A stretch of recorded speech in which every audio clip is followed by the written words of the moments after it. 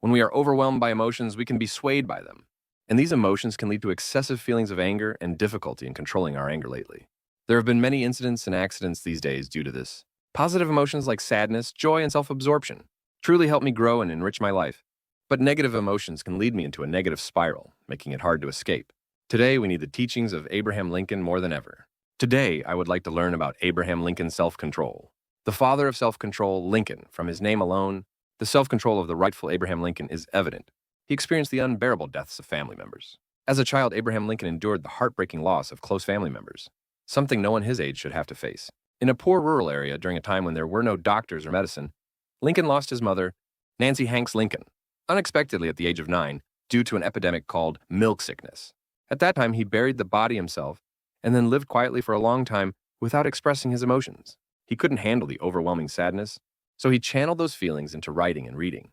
In the days when he had no friends, he calmed his mind by reading the Bible, Shakespeare, and historical texts all night, and he tried to honor his mother's last words, "Abraham, I want you to be a great person." This was his way of coping with his mother's death when he was just 9 years old. For Lincoln, self-control was not about eliminating emotions, but about creating a safe space within himself to hold those emotions. It was about walking alone, writing, meditating, and immersing himself in responsibility. It is not about forgetting the sadness by immersing oneself in something completely different, but rather about wisely comforting one's emotions.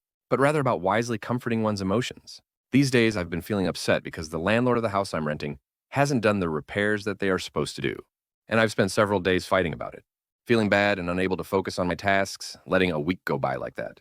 In this way, when we experience a major event, we either become like a flounder or we get stuck in a state of pause because we can't handle those emotions.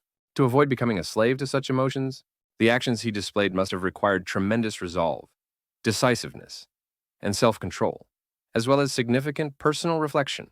Even if I walk slowly, I will never go backward.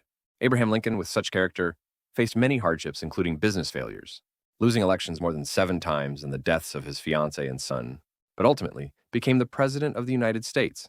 And to this day, he is honored and loved as a great figure, preserved on the $5 bill. His life tells us, we must also control our minds and train them to be strong. My life must not be consumed by my heart.